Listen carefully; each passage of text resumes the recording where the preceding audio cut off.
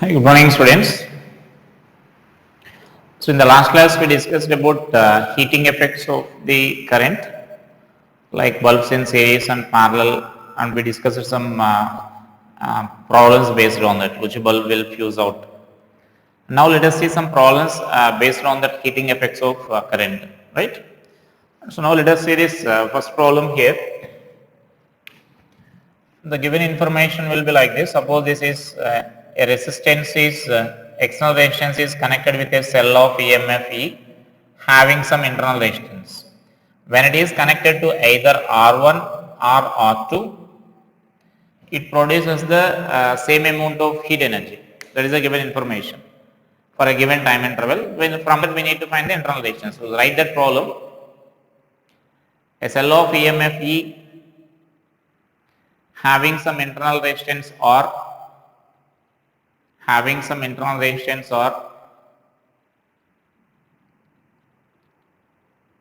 produces same amount of heat in the given time t when it is connected to the resistors either R1 or R2 separately,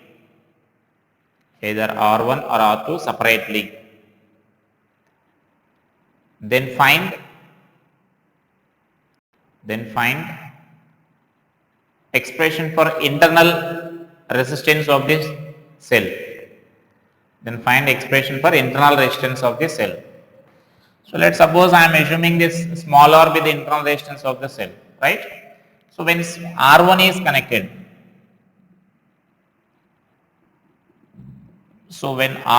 connected, we can write this as I is equal to, let it be I1. So I can write this as E by R1 plus R. Then heat produced we can write as,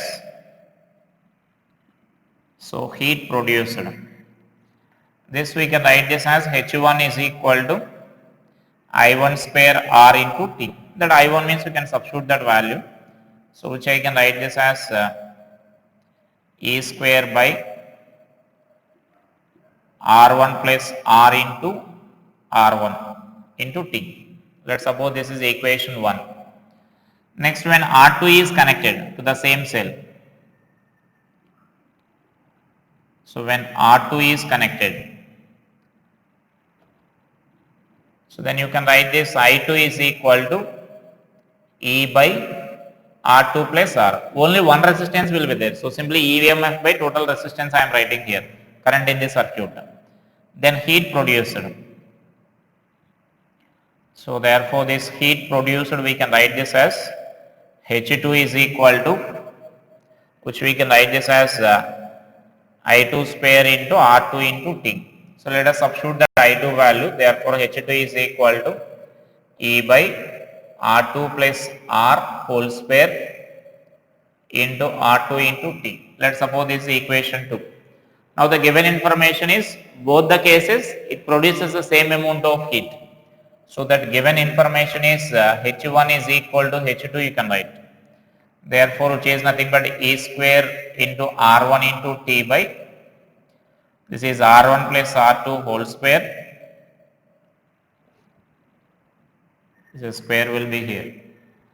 And so then this is E square by R1 plus small r, R2 plus small r whole square into R2 into T. Now we can simplify this. So I can cancel the D square terms and the T terms there. So therefore this term we can write this as R1 plus R by R2 plus R is equal to, that means here actually whole square will be there, R1 by R2 you can write. So then by simplifying that we need to find this R value, small r value. So just to simplify this you can find this R value here by using this. So then I can write this as cross multiplying this R1 square into R2. After squaring I am cross multiplying that, and small r square into, this is R2 into small r square plus 2 R1 R2 into small r. And similarly, this is equal to square and cross multiply this. R2 square into R1 plus R1 into R square plus 2 into R1 R2 into small r, right? And so that 2 into small R1 R2 into smaller term we can cancel there, right? And so now let us separate the smaller terms there. Just I am taking this R square common. So when I am taking this R square common, R2 minus R1 you can write. That means the term I am writing this side. So then let us write this term this side. This side I am taking this R1 R2 common here in the remaining two terms. So then here you will get R2 minus R1 you will get if you are writing this term that side. So then this value you can write this as R1, R2 minus R1 will be cancelled. Therefore, R is equal to under root of R1 into R2 you will get. So that is the expression for this small r, the internal resistance of this cell. And so such a similar, similar relation you will get in one more problem in regarding the cells. That means when two cells are connected in series having some internal resistance, same internal resistance, or then potential difference across one of the cell will be 0, right? Then resistance, external resistance R is equal to R2 minus R1 you will get. So that problem and this problem appears to be similar. Both are different only. They appear to be similar. So you need to remember those two relations there. So there in that case potential difference will be 0. Then capital R is equal to R1 minus R2. R1 difference R2 you will get. And this is internal resistance is equal to under root of R1 R2 you will get, right? And so next let us see the another problem based on this.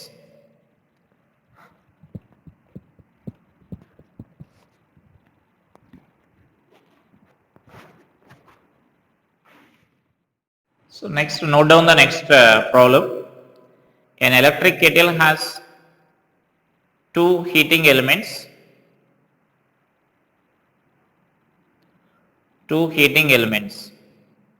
One brings it to boil water in time t1 and other in time t2.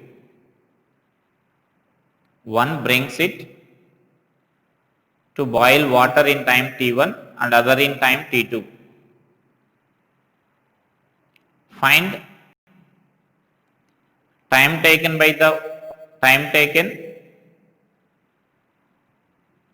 the kettle to boil the water when heating elements are connected in series. That is first question, when heating elements are connected in series, and the second one is when heating elements are connected in parallel. That means like we can treat them as two separate heaters. For example, we are taking two heaters and one brings the water to the boiling. The first one brings the certain amount of water to its boiling point in the time t1, and the other brings the same amount of water from the same initial temperature to the boiling point in the time t2.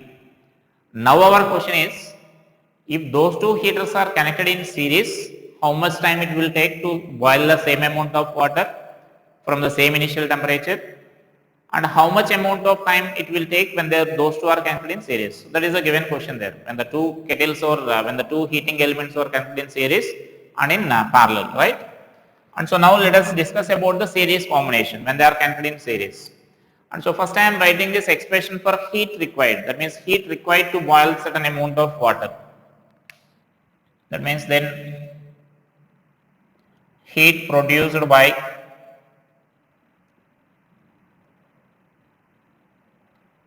first heater. So let this is H. I can take this as V square by R1 into T1, right? Because both are connected in the same across the same potential difference only, so that we are using this V square by R into T. And so from this actually you can write this expression as we need to find the R1 expression here. So then R1 is equal to V square by H into T1. Let's suppose this is equation 1. Next, similarly I am taking that heat produced by the second heater. So H is equal to V square by R2 into T2. So let us take from this R2 is equal to V square by H into T2. Let us take this as a second equation. And you can observe that H I am taking the same, because the amount of heat required will be same, because we are boiling the same amount of water from the same initial temperature to the boiling point. So amount of heat required will be same here. Next, let us see when both the heaters are joined in series. So I can write this as when both are in series. When both are connected in series. So then we can write this heat produced must be equal to H is equal to V square by R effective into T we need to write. T series combination. Right? Let it be TS. Time taken in series combination. Is it clear? Again, both the heaters should produce the same amount of heat energy, because again we are boiling the same amount of water. And by connecting the same, the two coils in series also again connected to the same source only. Like suppose in our house, if you are checking for example, the initially whatever voltage is there across each heater, when those two are connected across the series combination also same amount of voltage will be there. Like, so that we are taking again this V is the same. So from this what we can write is H is equal to V square by this R effective we can write this as R1 plus R2 when both the heaters are joined in series. Now we can substitute R1 and R2 values by using those equations. So that I can write this as V square by R1 is nothing but V square by H into T1 plus R2 value is V square by H into T2. Into this is TS, time taken in series combination, right? So from that you can simplify that equation as,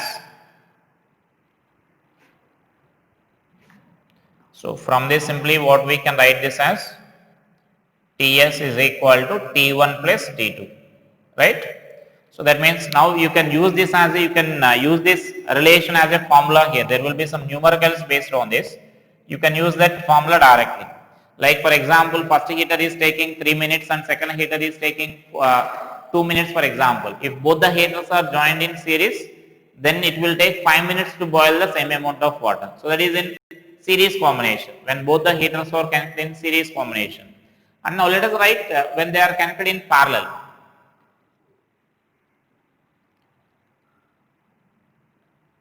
When heaters are connected in parallel. So when heaters are connected in parallel, again we need to same amount of heat energy. Then again same R effective by let it be T parallel combination effective resistance. And so now here you can write this as this again parallel combination means this can be written as 1 by R1 plus 1 by R2 I can write. So this is 1 by R into T parallel plus V square by R2 into T parallel. It means simply what I am writing is, just I am writing like this, 1 by R effective is equal to 1 by R1 plus 1 by R2 I am substituting here. Just instead of this 1 by into this 1 by R1 plus 1 by R2. So you need to multiply them like this, right? So I am splitting the terms like this. And now you can substitute these values now. So observe this. V square by R1. This value I can write as H by T1 I can write. Right? By using that first equation I am doing this substitution here. V square by R1. This V square by R1, this T1 you can write this side. Then V square by R1 is equal to H by T1 you can write. H by T1 into Tp. Right? And similarly V square by R2. That V square by R2 value you can write as H by T2 you can write. So therefore it is H by T2 into Tp, right? Therefore simply what we can write is that H value can cancel, therefore 1 by Tp is equal to 1 by T1 plus 1 by T2, or which is nothing but Tp is equal to T1 T2 by T1 plus T2 you can write. So then that is a parallel combination when the resistors, that means when the heaters are joined in parallel, then this is the amount of heat required here, that means the time required to boil the same amount of heat. Now for example, let us check here, suppose I am taking that T1 is equal to say 3 seconds and T2 is equal to 6 seconds. So then to boil the same amount of water quickly, whether we need to connect the heaters in series or in parallel. So you can check by using this formula. You need to remember them as a formula. There will be numericals, just like by giving the time taken T1 and T2 values, there will be numericals based on this. So you need to remember this formula here. Now when they are joined in series, so then T1 plus T2, 9 seconds it will take, right? 9 seconds it will take to boil the amount of water, the given amount of water. But whereas if they are joined in parallel, then it will be 6 into 3 by 6 plus 3. That means 2 seconds it will take.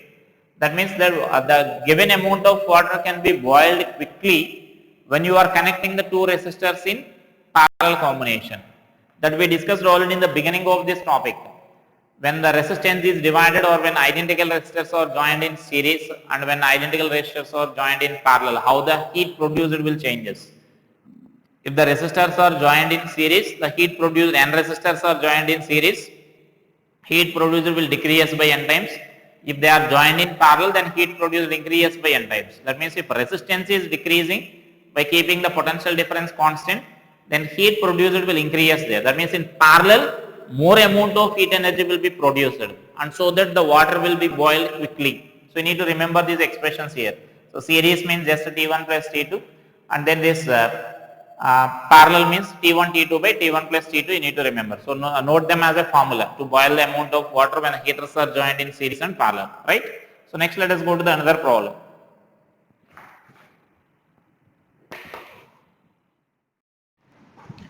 And so see the next, note down the next problem. So find the amount of heat energy produced in a resistance or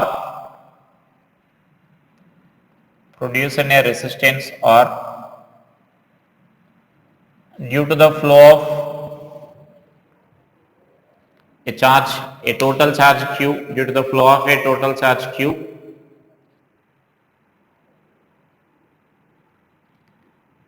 such that when current through it, so first condition in that decreasing uniformly to zero,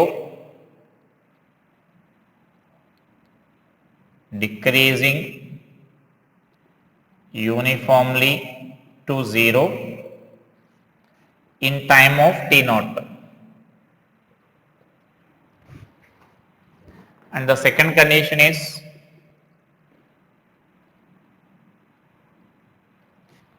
decreasing to half in every time interval T naught. It means this current is decreasing to half in every time interval. Suppose initially like 100 amperes is there, after time T naught it becomes 25, and after time another time T naught it will become like 12.5. So like 50 and 25, 12.5 like that. That is they are reducing to half after every time interval. And the first one is decreasing uniformly. A total amount of charge, how much charge is flowing in both the cases is same. The total charge Q is flowing, but in that first case current is decreasing uniformly and it becomes 0 in a time of T naught. And second case it reduces to half after every time interval of T naught. So that means current is changing in both the ways like that. Now they are asking amount of heat produced, they are asking here. So first let us see this first problem, first case here. So decreasing to 0 uniformly. Decreasing to 0 uniformly means it will be changing linearly here. It is uniformly decreasing means linearly we can write. So that means I am taking like linearly decrease means the graph, if you simply write, the graph will be looks like this. So then IT and then this will be the I naught, that means T naught here. Right? So suppose this is the I naught, the maximum current. So current is decreasing now uniformly and that current will become 0 in the time of T naught. That is the given information there. So simply you can write an equation for that. So suppose if I am writing the equation for that, I is equal to, then that equation of the slope, that means slope of that line will be negative, that I can write this as minus I naught by T naught. I naught is unknown, we need to find here, plus I naught, right? Therefore, finally this equation you can express this as I is equal to I naught into 1 minus T by T naught you can write. So this is our current equation, but I naught is unknown for us. I naught is not known. So then we need to first find the I naught value, how much maximum current will be there. So for that what we can do is, this is the current expression here, right? And we know the total charge. So we can, if you know the current expression, then you can calculate the total charge. So then let us write the total charge here. So therefore, but this Q is equal to integral of I into dt we can write. Because the dq is equal to, then I is equal to dq by dt, then integration of that. And it is taking place in a time of 0 to t naught. The total charge is flowing in the time only. Therefore, this expression I can write as I naught into the integral of 1 minus t by t naught into dt. This is the current expression. From that, just we are finding the charge flowing through that resistor. So then this is I naught into, let's suppose this is the equation 1 I am taking, we need to use it. So let us this is from 0 to t naught. Then t naught minus, so t naught by 2 you will get after integration. That means here one integration is t and here it is t square by 2. Then if you substitute the limits, then it is t naught and here t naught square by 2 t naught you will get, 1 t naught will be cancelled. So this is the expression for that. And therefore from this what we can write it as I naught into t naught by 2. Therefore from that what you can write it is I naught expression you can write here. I naught is nothing but 2q by t naught you can write. That is our I naught expression. Therefore from equation 1 you can write the current equation. Or let us write here, that means I can write this as from equation 1 I is equal to 2q by t naught into 1 minus t by t naught you can write. Got it? Then that is the actual expression for the current now. The current is changing according to that equation. Now our question is, we need to find the heat produced. How much amount of heat is produced in that resistor? So that means when current is known to us, we can use that current heat produced equation there. Either you can use I square R into T. But here I is variable. So when I is variable, we need to use the differentiation. So right? Therefore this heat produced. So dH is equal to, we can write this as I square R into dt. And therefore H is equal to integral of I square R into dt. Got it? When current is constant, directly you can use I square RT formula. But here it is variable, so we need to use that integration. And in what time we need to find the heat energy? By what time the current is becoming 0, so that in the same time interval you need to find. So the current is becoming 0 in the time of t naught here. So then here also the limits will be from 0 to t naught only will get. Just to substitute that I value and integrate that. So 2q naught by t whole square into R, then integral of 1 minus t by t naught whole square into dt from 0 to t. Just I am substituting this I value here and the squaring on that and then integration. So that means this value you can write this as 4q square into R by t naught square. And after squaring you should integrate that. So 1 plus t square by t naught square minus 2t by t naught. Then limits, that means that integration 0 to t naught. Therefore this H is equal to 4q square by t naught square into R. And here integration, substituting that limits here, directly I am substituting this limits t naught plus, here t cube by 3 you will get. And so then it is t naught by 3 you will get, minus here t square by 2 you will get, the 2 will be cancelled. So you can write this as just t naught. And therefore this value we can write this as H is equal to 4q square into r by 3 t naught you will get. Means that plus t naught and minus t naught will be cancelled, and that will be the heat produced in that first case. So this is the heat produced in that first case. And so now second case. Now let us see the second case now. That second case is the given information is current is reducing to half after every time interval.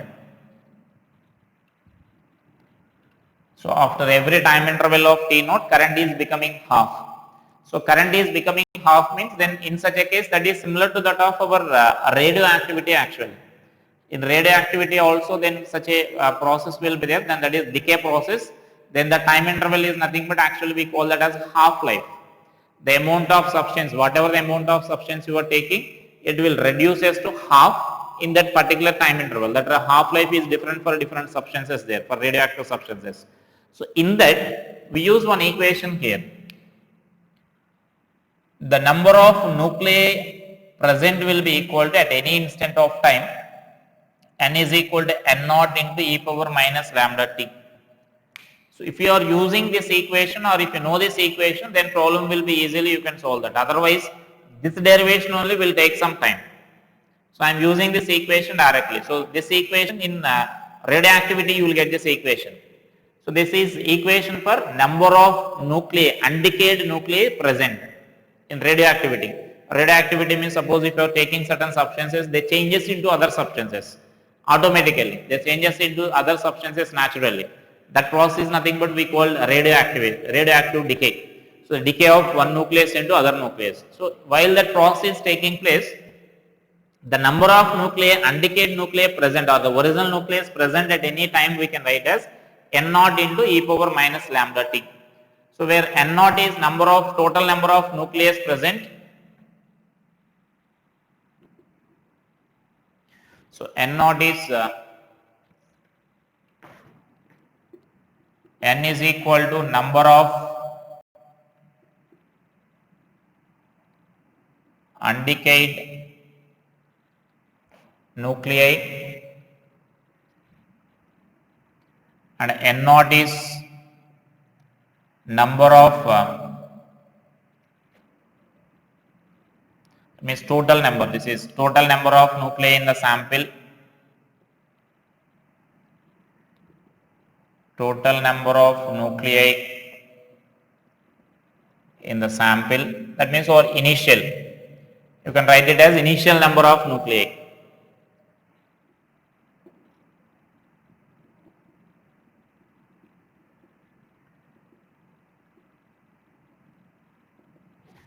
And then this lambda is called decay constant, and which is given by ln2 by t half. It means half life. T half means half life. Is not t by 2. Just we represent the t half life. This half life, or this value is nothing but you can take it as 0.693 by t half. You can write, right? So that is a notations what we are using here. So if you are using this expression, then our calculation will be somewhat easy, or otherwise first you need to derive that equation. Like here we derived an equation I is equal to I naught into 1 minus t by t naught. We derived the equation in the first case. So such a current equation first you need to derive there. So it is again a lengthy process. So I am directly using this equation. I think majority of you know this equation, radioactive decay equation, or otherwise you will get in that radioactive decay process. So right, now here what I am taking is, therefore this current equation we can take it as, therefore current at any instant, we can write this as I is equal to I naught into e power minus lambda t, and lambda also I am writing here, where lambda is equal to ln2 by t naught. So in our problem that half life is given as t naught here. So that is our current equation. Let's suppose this is equation 1. Then again In this problem also you need to find this T naught value. So first you need to calculate that T naught value here. That means how much amount of maximum current is there. So for finding the current, the maximum current, again same process. We need to find this dq is equal to I into dt. Therefore total charge q is equal to integral of I into dt. So which is nothing but integral of I naught into e power minus lambda into t into dt. Now here the limits are, so the limits are also important here. So that means in that process if the sample is decaying, the number of nuclei will become 0, the number of undecayed time of infinite. You can observe this, or you can observe this current equation. The current in the circuit will become 0 only after the infinite time. When t tends to infinity, then e power minus infinity you will get. You know e power minus infinity value is 0. So that means it takes infinite time to decrease to 0. So that means current is decreasing slowly and it becomes finally 0 after infinite time. And so that here the limits are from 0 to infinity. Now we should consider here. So those are the limits for this current. Current is flowing for infinite time. And you can integrate that and you can simplify this. This I naught into e power minus lambda into t by minus lambda, the integration from 0 to infinity. So this is q by I naught by minus lambda into, and if you substitute that infinity then it is 0, then minus e power 0 you will get, which is 1. So therefore this I can write this as lambda I naught by lambda, you can write that lambda value you can substitute here. So therefore it is I naught by ln2 by t naught, that lambda value. Therefore we need to write this I naught value. So I naught is equal to, we can write this as q into ln2 by t naught. So that is our lambda, that means I naught value. So maximum current that is flowing through the circuit is this one. And next we need to find the heat. So heat means then again our previous procedure only we need to write here. So previous procedure means integration, as the current is again variable. So from this we can write this current equation as, therefore current I is equal to, I naught means just we need to substitute that value here. So q into ln2 by t naught into e power minus lambda into t. That lambda is nothing but again same, ln2 by t naught you will get. So finally I will substitute that. So now I am calculating this heat produced.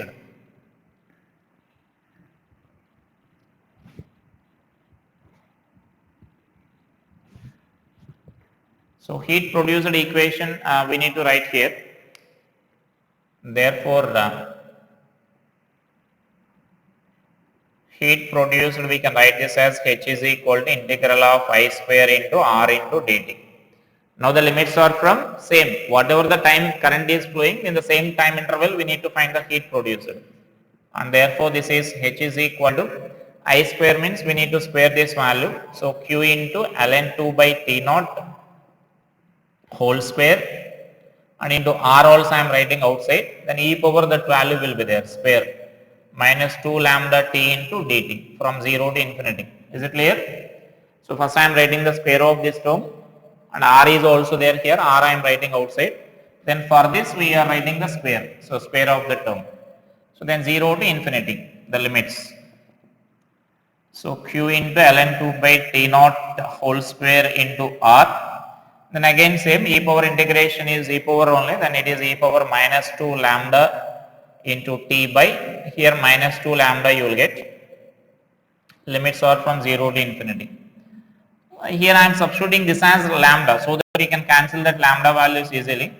So this is nothing but q lambda whole square or q square lambda square into r by. So observe this is nothing but our lambda value, ln2 by t naught. So that you can simplify this lambda. This is minus 2 lambda into, this is again 0 minus 1 you will get. And therefore this h is equal to, you can write this as q square into lambda into r by 2 you will get, or which is nothing but you can write this expression as h is equal to q square r by 2 t naught into ln2, that lambda value ln2 by t naught. So right, that is the expression for this heat produced in that case.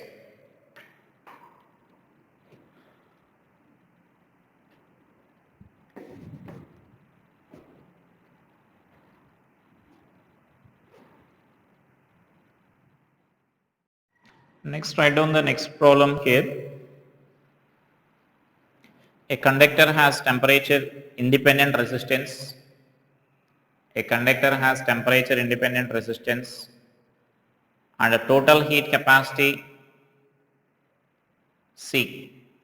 And the total heat capacity C. At the moment T is equal to 0, it is connected to a voltage source V.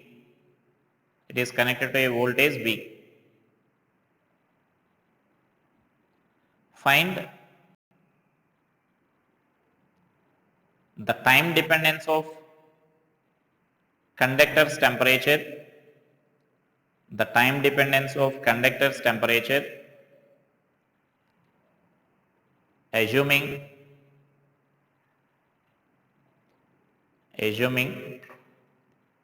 the thermal power dissipated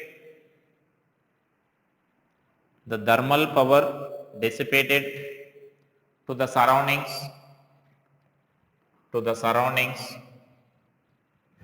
varies as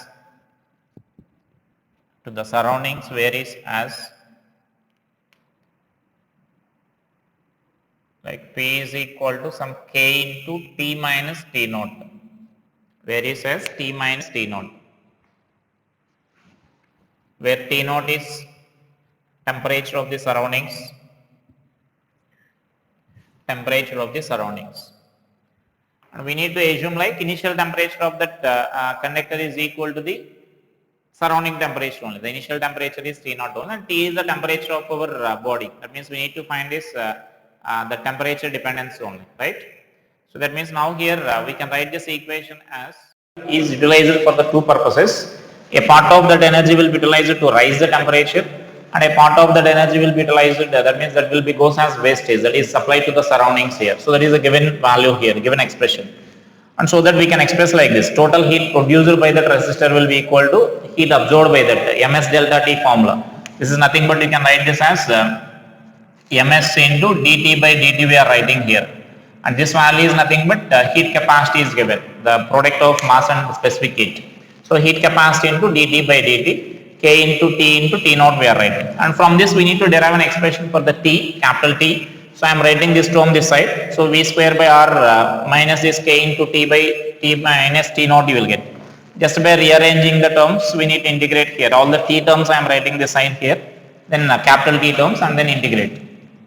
Which is nothing but our logarithmic formula. So then that logarithmic formula you will get this expression as ln V square by R minus K into T minus T naught. That constant minus K naught will be there, coefficient, and limits are from T naught to T, that is equal to T, small t, and then just substitute the limits here. When you are substituting this T, then same expression you will get. When you are substituting T naught here, 0, that means this term will become 0, only this term will be there. These constants I am writing this side, so then minus K into T into C you will get. Then just by substituting, that means by converting this logarithmic form into exponential form, V square by R minus K into T minus T naught is equal to V square by R into e power minus KT by C you will get. And then from this we are finding the T value here, K into T minus T naught is equal to V square by R, you can take common, 1 minus e power minus KT by C you will get. So T is equal to T naught into V square by R, V square by K into R into T minus e power minus KT by C you will get. So that is the expression for temperature of the resistor at any instant of time or as a function of this time here. So that is the expression for this temperature. And there will be some problems based on this heating. Problems will be there, but you can solve those problems like they will give certain combination of resistors, and in that combination of resistors then maximum amount of heat is produced across which resistor they will ask. So according to the given problem, you may find either current in each resistance you may find, or potential difference across each resistance you may find, and then after finding that you can compare the powers produced across each resistor. So then such a problems will be there. I hope you can solve those problems. So practice those problems based on that concepts there. So these are some lengthy questions I explained there. That means some complicated or integration calculus based questions. You can solve those simple questions easily. By solving such a simple questions, you will get the clarity about those formulas easily, right? Just applications on application of that formula only, heat produced or power formula, or bulbs in series and parallel, or that heater elements series and parallel. So such a simple problems will be there, and so solve those problems based on that, right? Thank you.